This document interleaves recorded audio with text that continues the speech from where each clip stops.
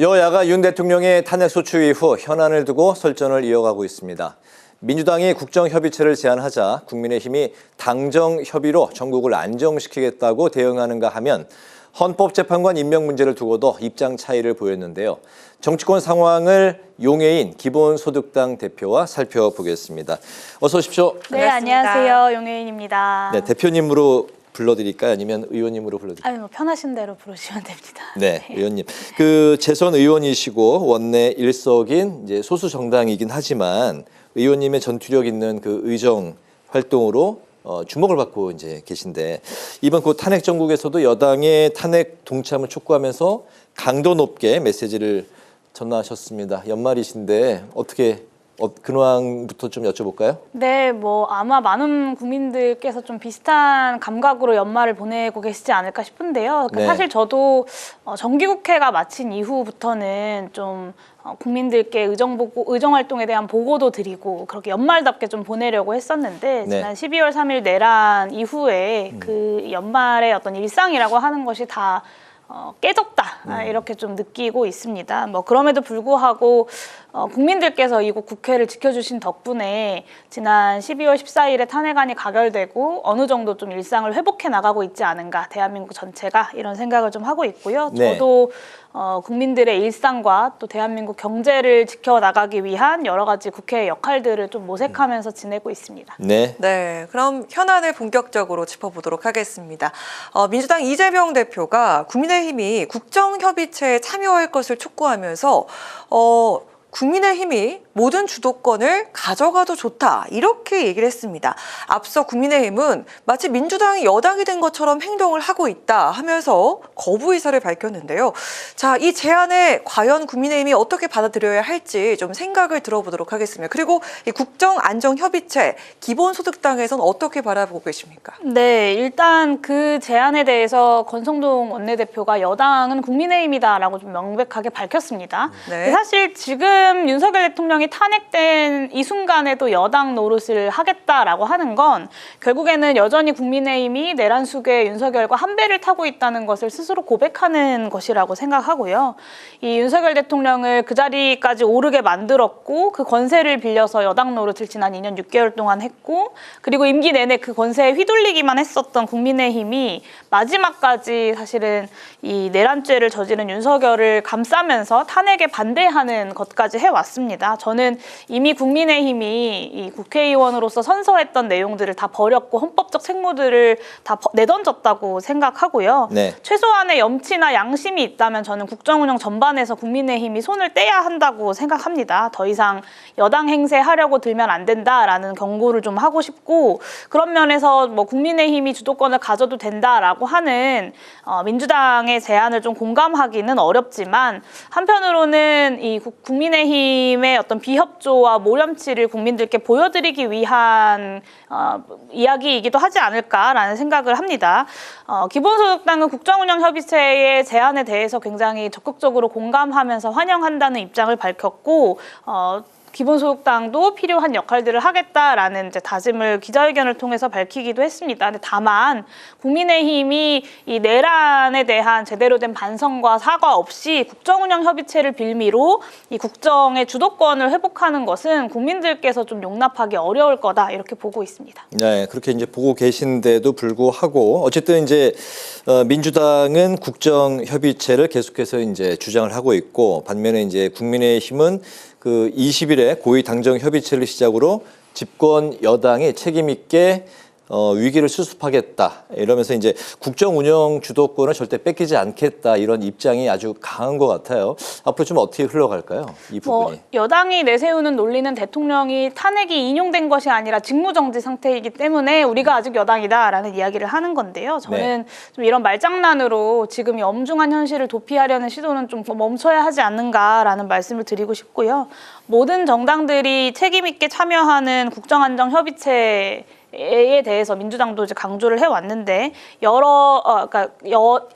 국민의힘과 정부만이 국정을 협의하는 것이 아니라 실제로 국민의 대표라고 할 수 있는 국회라는 헌법기관과 정부가 이 어려운 시기를 극복하기 위해서 함께 머리를 맞대는 체계 체계를 짜는 것이 좀 중요하지 않은가 그런 점에서 더불어민주당이 제1야당으로서의 좀 리더십과 역할들을 발휘해주기를 기대하고 있습니다. 네. 네, 그리고 헌법재판소가 윤 대통령의 탄핵 심판 심리에 들어갔는데 지금 그 재판관 9명 중에 3명이 공석인 그런 상태죠. 이런 가운데 여야가 한덕수 대통령 권한대행의 헌법재판관 임명 여부를 두고 설전을 벌이고 있습니다.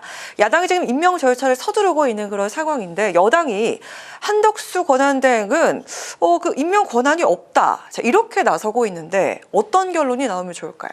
참 황당한데요. 거부권 행사는 권한대행으로서 가능하면서 임명에 대해서는 그것도 실질적인 임명권이 아니라 국회가 실질적인 임명권을 갖고 있고 형식적으로 이 선출과 지명의 결과를 대통령이 확인하는 것에 불과한 임명권에 대해서는 쓰면 안 된다라고 말하는 것이 얼마나 모순적인지는 권성동 원내대표 스스로가 중진 의원으로서 가장 잘 알고 있을 거라고 생각합니다.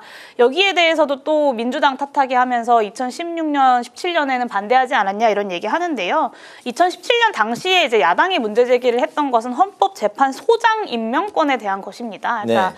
헌법재판관들 중에 헌법재판소장을 누가 할 것인가는 대통령의 임명 권한인데 이 고유의 대통령 권한을 당시 권한대행이 사용하려고 했기 때문에 문제가 됐던 것이고요. 지금 이 현재 공석인 헌법재판관 3인에 대한 임명은 국회가 실질적인 권한을 가지고 있는 것이기 때문에 전혀 다른 사안의 이야기를 가지고 마치 같은 것처럼 논의를 호도하고 있는 것이다라고 봐야 할 것 같습니다. 네네. 오늘 오후에는 우원식 국회의장이 이제 주재해서 여야 원내대표 회동이 있었고 내일은 이제 이재명 민주당 대표, 권성동 국민의힘 원내대표 이제 권한 대행이죠. 예, 만남이 있을 예정인데 이 만남 일단은 이런 만남이 좀 그 여야 간의 좀 소통을 트는 그런 그 좀 의미가 있다고 보실까요? 글쎄요, 지금은 여야 간의 소통이 중요한 것이 아니라 이 내란에 대해서 국민의힘이 책임 있는 모습을 보여주는 것, 그리고 국민들께 사과하는 것, 그리고 이 수습 과정에 본인들의 책임을 다하는 것이 가장 중요한 것이라고 생각하는데요.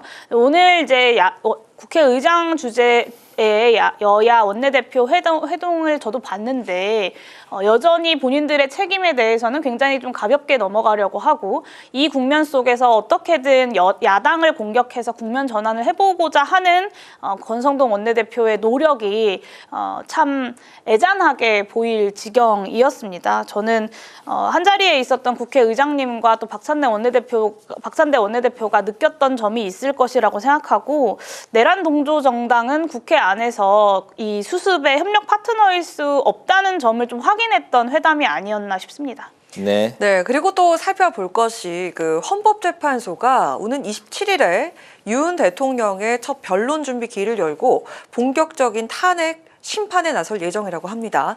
주심 재판관으로는 윤 대통령이 직접 지명을 했던 정영식 재판관이 배정이 돼서 이게 공정성 논란이 일고 있는 상황인데 향후 그 재판의 속도나 방향성에 좀 영향이 있을 것으로 보이십니까? 어떻습니까? 네, 일단 이 정영식 재판관에 대해서 좀 살펴보면 윤석열 대통령이 1차 탄핵안이 부결되기 직전에 임명권을 행사한 인사가 있습니다. 그게 누구냐면 박선영 진실화의 진화위원장인데요.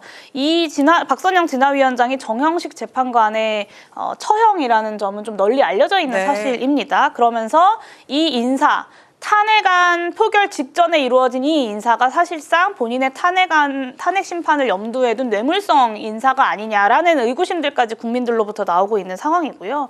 정형식 재판관이 좀 이런 국민들의 우려에 대해서 알고 있다면 스스로 이제 주심 역할을 좀 고사했었어야 하는 것이 아닌가라는 생각은 듭니다. 다만 이 주심 재판관이 재판의 내용과 결론 그 자체에 곧바로 영향을 미치는 것은 아니기 때문에 저는 재판관 전원이 참여해서 국민 눈높이와 헌법적 원칙에 맞는 합리적인 판단을 내릴 것이라고 기대하고 있습니다. 네, 그런 가운데 헌법재판소 탄핵심판 서류는 당사자가 이제 받아야만 효력이 발생하는데 아직까지 이제 서류를 받지 못하고 그런 상황이고 이 답변서를 제출하지 않으면 기일에 이제 진행이 어려울 수 있는 상황입니다. 현재는 대통령 이제 비서실에도 전달을 했지만 접수증은 이제 수령을 하지 않았고 서류가 이제 현재 미수령 상태라고 하는데 탄핵 심판 서류가 미수령인 상태 지금 어떻게 풀어가야 될까요? 그러니까 윤석열 씨가 마지막 담화에서 밝혔던 것이 나는 법적 정치적 책임을 회피하지 않겠다라는 거였습니다. 근데 이 탄핵이라고 하는 정치적인 공직자에 대한 어떤 징계 절차에 대해서도 회피하고 있고 경찰과 검찰이 진행하고 있는 수사에 대해서도 출석 요구서를 수령하지 않고 출석하지 않으면서 형사적인 책임도 회피하고 있습니다. 결과적으로는 이 내란 사태에 대한 모든 책임을 최선을 다해서 회피하고 있다라는 점을 좀 지적해야 할 것 같고요. 아마 대통령실 경호처나 비서실에서도 한통속이 되어서 지금 현재 이런 서류 송달을 맡고 있는 것으로 보입니다. 결국에는 형사적인 절차로는 이 긴급 체포영장 방식으로 문제를 해결할 수밖에 없을 것 같고요. 이 헌법재판소 관련돼서는 뭐 공시송달 제도 등을 활용해서 추가적인 절차가 진행이 되어야 할 것 같습니다. 네, 그리고 그 한편 비상계엄 사태를 수사하는 검찰이 윤 대통령에게 이번 주 토요일 2차 소환을 통보를 했습니다. 이미 첫 소환 통보가 있었는데 그에 불응을 했었던 윤 대통령은 지금 변호인단을 꾸리고 있는 상황인데 김홍일 전 방통위원장을 중심으로 변호인단을 꾸려서 대응 방안을 고심하고 있다는 소식입니다. 지금 이 2차 소환에 윤 대통령이 과연 응할지 궁금한데요. 만약에 불응한다면 어떤 대책이 좀 나오면 좋겠습니까? 저는 응하지 않을 것이라고 보고요. 지금까지 응하지 않았다면 앞으로도 기대하기는 어렵다라고 봅니다. 그리고 아까 이야기한 것처럼 형사적 그리고 정치적인 책임을 지는 것을 적극적으로 회피할 것이라고 앞으로도 예상을 합니다. 결국 앞서 이야기한 것처럼 긴급 체포를 더는 미뤄서는 안 된다라고 생각하고요.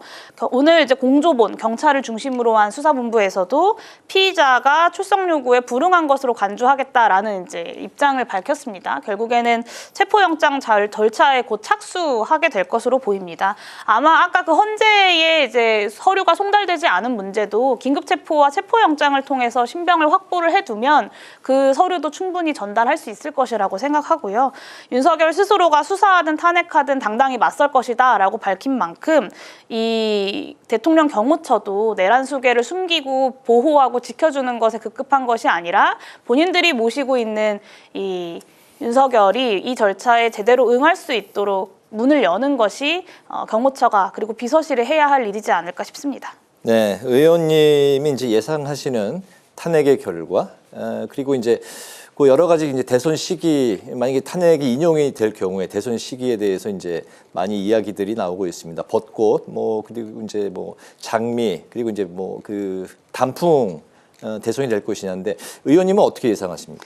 저는 최대한 신속하게 결과가 나와야 한다고 생각하고요. 또 이번 탄핵 심판은 혐의가 굉장히 간단합니다. 그러니까 대통령이 내란을 일으켰는가 아닌가, 그리고 실제로 권력과 그 군경이라고 하는 병력을 활용해서 국회와 선관위라고 하는 헌법기관들의 권능 행사를 막았는가 아닌가, 이런 것들이 아주 간명한 쟁점이고 또 여러 증언들을 통해서 불과 지금 한 2주 되는 시간 동안 다 증명이 되고 있기 때문에 이 법리 검토에는 그렇게 오래 걸릴 이유가 하나도 없다라고 보고요. 네. 빠른 시간 내에 헌법재판소의 이 탄핵 그 심판 결과가 나오지 않을까라고 기대하고 있습니다. 이거는 뭐 대선에서 어떤 시기에 대선을 치러야 한다라는 문제가 아니라 실제로 헌정 질서를 망가뜨려버린, 민주주의를 무너뜨려버린 내란 수괴에 대한 그 탄핵 절차라는 점에서 빠르게 마무리되어야 한다는 점을 좀 말씀드리고 싶습니다. 네, 알겠습니다. 오늘 파워 인터뷰는 기본소득당 용해인 대표와 함께 헌법재판관 임명 공방을 비롯한 전국 현안 살펴봤습니다. 오늘 말씀 잘 들었습니다. 고맙습니다. 고맙습니다. 네, 감사합니다.